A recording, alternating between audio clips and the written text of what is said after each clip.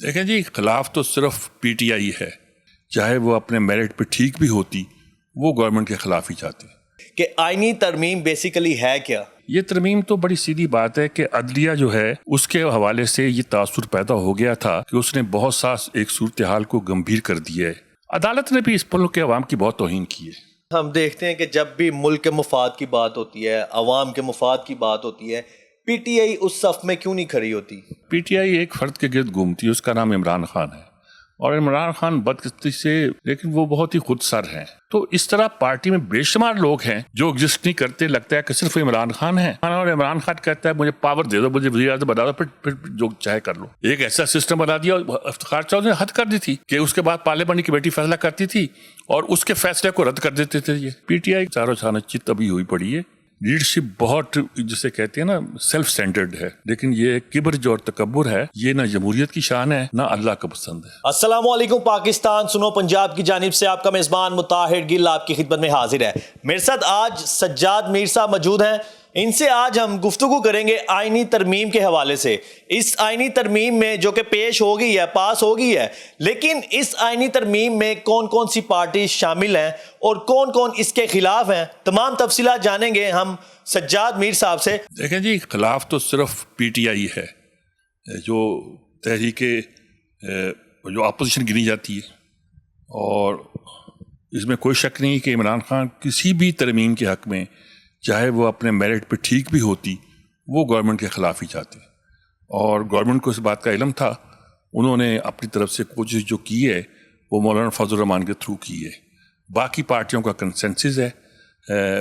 مینگل کہتے ہیں، اختر مینگل، کہ بھی میرے بندے مجھے پوچھے بغیر ہی انہوں نے اس میں ووٹ دیے ہیں، اور اب میں ان کا استعفیٰ لے رہا ہوں۔ کچھ کہہ لیں 2 بندے تھے، انہوں نے ووٹ دیے ہیں، یعنی پوری پارٹی نے ووٹ دیے ہیں، پارٹی کا لیڈر جو ہے وہ استعفیٰ دے کے باہر بیٹھا ہوا پہلے ہی۔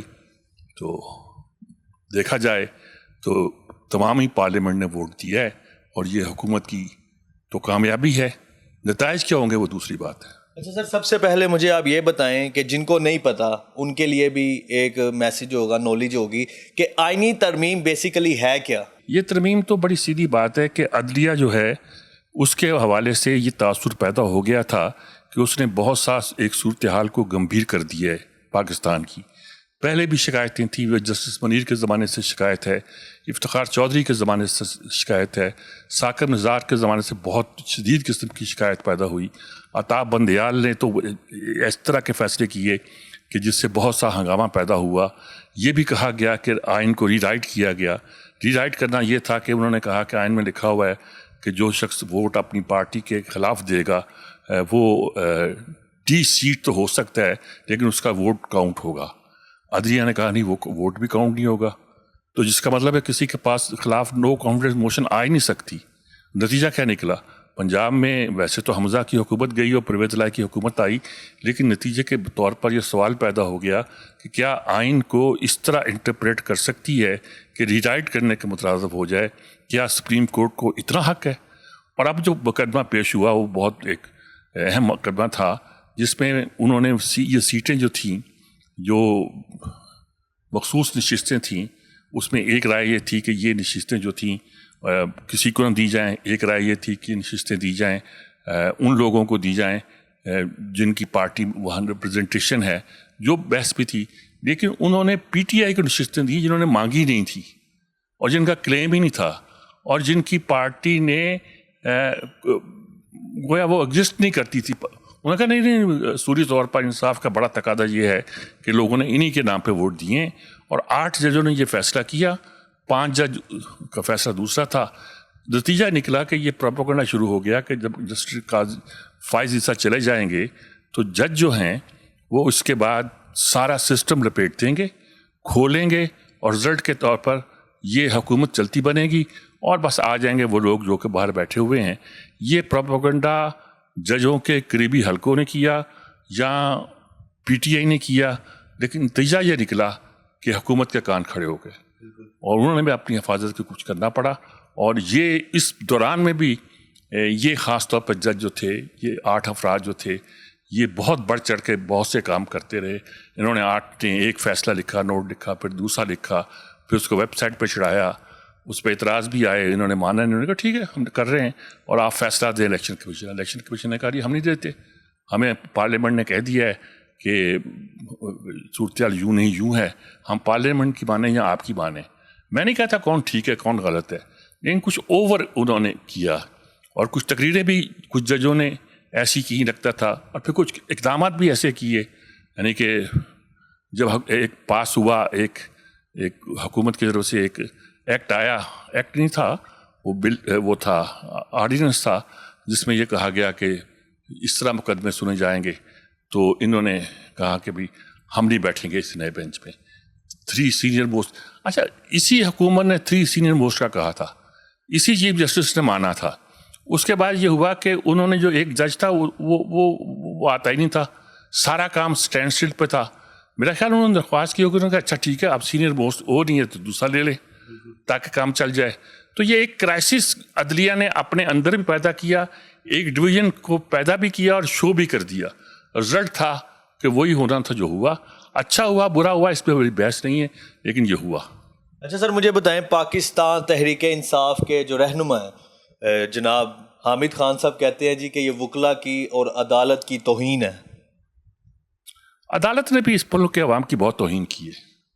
حامد خان ایک بہت اچھے آدمی ہیں اور ان کی لڑائی رہی ایک لمبا عرصہ عمران خان کے ساتھ. وہ تحریک انصاف میں تو تھے, بانی ارکان میں تھے, لیکن وہ ان کا تحریک انصاف کے پورے معاملات سے وہ الگ تھے. جتنی دیر حکومت رہی وہ حکومت میں نہیں رہے, یہ تھے کچھ اور لوگ تھے, نجیب ہارون تھے, کچھ اور لوگ تھے. اب وہ ایکٹیو ہوئے ہیں, کچھ بات تو وہ کر رہے ہیں, کہتے عدلیہ کی توہین ہے. عدلیہ عوام کی توہین نہ کرے جی, عدلیہ پارلیمنٹ کی توہین نہ کرے, عدلیہ ہر اس چیز کی توہین نہ کرے جو ان کے خلاف جاتا ہے. وہ آئین کی توہین بھی نہ کرے کہ ہم جو چاہے آئین کو جس طرح ری رائٹ کر دیں, یہ تو نہیں ہو سکتا. تو بات یہ ہے کہ عدلیہ کو بھی اپنا احتساب کرنا چاہیے. ان کا احتساب ہی نہیں ہو سکتا, وہ جس کو چاہیں جج بنا سکتے ہیں, اور جو سینیارٹی کا رول انہوں نے خود طے کیا ہے, انہوں نے طے کر دیا کہ جو سینئر موسٹ ہوگا وہ ہوگا چیف جسٹس ہوگا, صوبوں میں نہیں کرتے. تو بہت سے کام انہوں نے کر دیے اور کہتے ہیں ہم ہی حتمی ہیں, ہم جو فیصلہ کرتے ہیں وہ ٹھیک ہے. تو اس کا رزلٹ تو پھر یہ ہوتا ہے نا جی. اچھا سر, ہم دیکھتے ہیں کہ جب بھی ملک کے مفاد کی بات ہوتی ہے, عوام کے مفاد کی بات ہوتی ہے, پی ٹی آئی اس صف میں کیوں نہیں کھڑی ہوتی؟ ہمیشہ ہی اس نے احتجاج کی کال دی. اب جس طرح آئینی ترمیم عوام کے مفاد میں تھی, حکومت کے مفاد میں تھی اور ملک کے مفاد میں تھی, اور پی ٹی آئی نے پھر اب احتجاج کی کال دے دی ہے. اصل میں پی ٹی آئی ایک فرد کے گرد گھومتی ہے, اس کا نام عمران خان ہے. اور عمران خان بدقسمتی سے ایک اچھے آدمی تھے, ان کی اچھی عزت تھی, شہرت تھی, لیکن وہ بہت ہی خود سر ہیں اور سیلف سینٹرڈ بھی ہیں. ان کی ساری بات جو ہے وہ ان کے گرد گھومتی ہے. اب وہ کہہ رہے تھے نا, شاہ محمود قریشی کے بیٹا کے بارے میں کہا جا رہا تھا کہ وہ بھی ادھر ووٹ دینے کے لیے پر تول رہا تھا, موقع نہیں ملا, یہاں گنجائش پیدا نہیں ہوئی اور بانجے نے دی ہے تو وغیرہ وغیرہ. تو وہ کیوں ان کا ساتھ دیں جی؟ ایک ہی آدمی کی گرفتاری کا ذکر ہو رہا ہے, نمبر 2 کا بھی ذکر نہیں ہو رہا. وہ نمبر 2 ہیں پارٹی میں, ان کا ذکر نہیں. میں نہیں سمجھتا وہ درست ہیں غلط ہیں, لیکن پارٹی میں اب آپ لگتا ہے وہ ایگزسٹ نہیں کرتے پارٹی میں. تو اس طرح پارٹی میں بے شمار لوگ ہیں جو ایگزسٹ نہیں کرتے. لگتا ہے کہ صرف عمران خان ہیں اور صرف عمران خان, اور عمران خان کہتا ہے مجھے پاور دے دو, مجھے وزیر اعظم بنا دو, پھر جو چاہے کر لو. اور یہ نہیں کہ میں بن گیا ہوں, مجھے آپ بناؤ اور پھر بات چیت کرو, میرے ساتھ بات چیت کرو, اور بات چیت یہ کرو کہ مجھے وزیر اعظم بنا دو. تو یہ اس طرح کی جو ہے نا یہ نارسزم چلتی نہیں ہے. اچھا سر, 26 اکتوبر اور 25 اکتوبر نے وکلا نے بھی احتجاج کی کال دے دی ہے, اس حوالے سے کیا کہیں گے آپ؟ وکلا کے اندر بھی ڈویژن ہے. ویسے حامد خان نے احتجاج کی کال دی ہے نا جی, کچھ اور نے. لیکن یہ ہوا کیا کرایا آپ کا ہے جی. آپ کہتے ہو کہ یہ ہم گولی ماریں گے, دوسرا آدمی گولی کیوں نہیں کھا رہا؟ بھئی یہ تو نہیں ہوگا. اس نے تو کوئی اپنی حفاظت کا انتظام کرنا نا جی. لازمی نہیں کہ آپ کہیں کہ میں گولی چلا رہا ہوں اور گولی کی زد میں آپ آ رہے ہو تو آپ آ جاؤ. تو یہ ہوا نہیں کرتا. تو اس وقت لگتا یہی تھا کہ عدلیہ کا موڈ یہی تھا اور حکومت نے اپنے بچاؤ کے لیے جو کرنا تھا کر لیا. سر جی, وکلا کہتے ہیں کہ چیف جسٹس منصور علی شاہ کے علاوہ کوئی بھی ان کو منظور نہیں ہے, کسی کو بھی وہ منظور نہیں کریں گے چیف جسٹس. اس کے بارے میں کیا کہیں گے آپ؟ کیوں نہیں کریں گے؟ یہ ان کا کہنا ہے. نہیں, ان کا کہنا, وہ کون ہوتے ہیں یہ بات کرنے والے؟ کوئی قانون بتائے نا مجھے. اس لیے کہ سجاد علی شاہ نے کہہ دیا سینئر موسٹ آئے گا. پہلے سینئر موسٹ نہیں آتا تھا. منظور قادر ایک بہت بڑے وکیل تھے, اس ملک کے بڑے وکیلوں میں سے تھے, بروہی وغیرہ اس لیول کے وکیل تھے. Manzoor Qadir direct chief justice بنے تھے ہائی کورٹ کے, کسی نے اف تک نہیں کی تھی. مسئلہ یہ ہے کہ آپ نے ایک اصول خود بنایا, اور جب بنایا اس کی زد میں ویسے آپ خود بھی آ گئے, سجاد علی شاہ بھی آ گئے, لیکن اس کے بعد اب چلتا گیا, کسی نے اعتراض نہیں کیا, چلتا گیا. انہوں نے کہا کہ ہمیں یہ منظور نہیں ہے.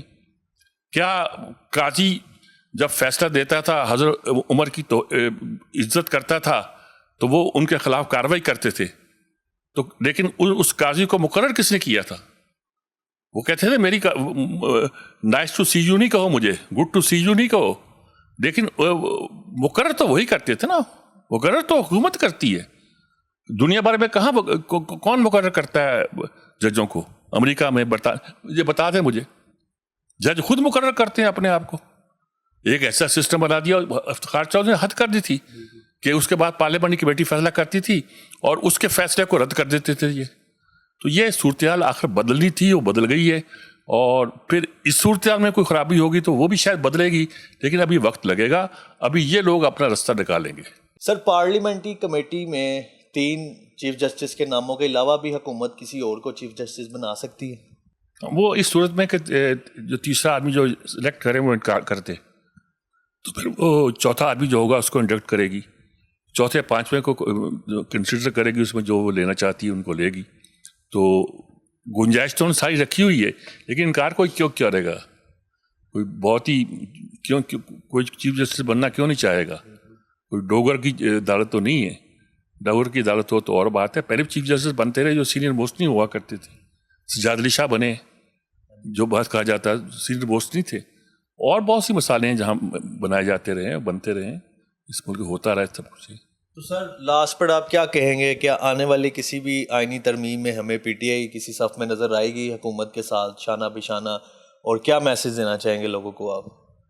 نہیں, پی ٹی آئی کا شانہ کسی اور طرف ہی ہے, وہ ان کے ساتھ شانہ بشانہ نہیں آئے گی. وہ چاروں شانہ چت ابھی ہوئی پڑی ہے.